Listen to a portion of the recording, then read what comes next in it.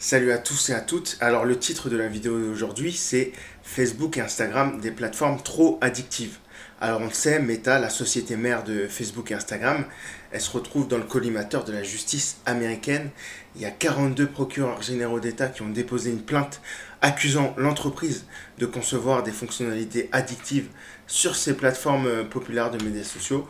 Donc on peut parler de Meta, de Facebook et Instagram, mais en vrai, c'est à peu près tous les réseaux sociaux à succès. On peut parler aussi de TikTok, en effet, qui a déjà eu des problèmes là-dessus et qui est une plateforme très très addictive.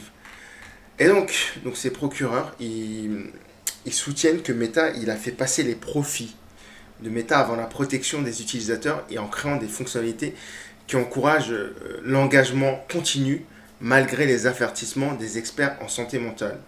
Donc ils cherchent à obtenir des réparations et à imposer des modifications sur la manière dont Meta gère ses plateformes pour garantir la sécurité et le bien-être des utilisateurs. Donc on sait maintenant qu'ils sont accusés du coup d'avoir des fonctionnalités trop engageantes qui font au final du tort à la santé mentale de leurs utilisateurs. Mais vous me direz du coup quelles sont ces fonctionnalités. Alors, je vais faire une liste de quelques-unes de ces fonctionnalités qui sont addictives. On a déjà les notifications instantanées.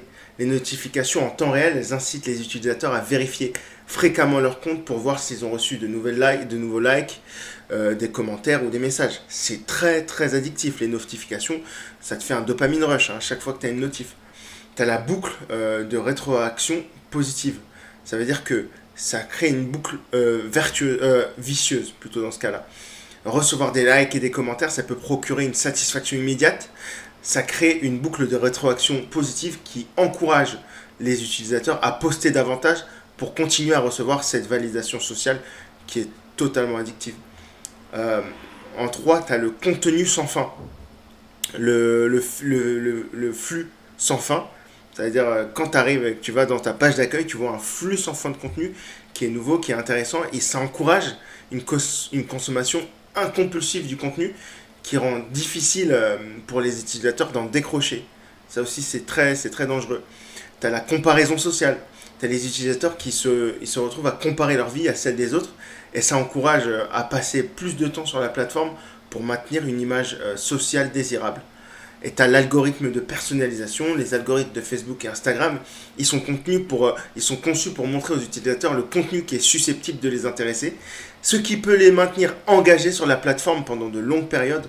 Ça aussi, c'est hyper addictif. Donc voilà, là, il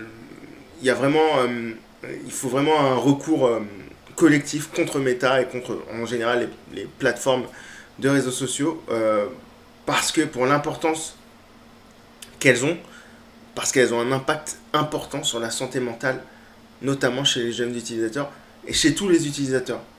Donc, je pense que c'est une bonne chose à faire. Je pense que les réseaux sociaux vont devoir évoluer, vont devoir se réinventer. Dites-moi ce que vous en pensez en commentaire.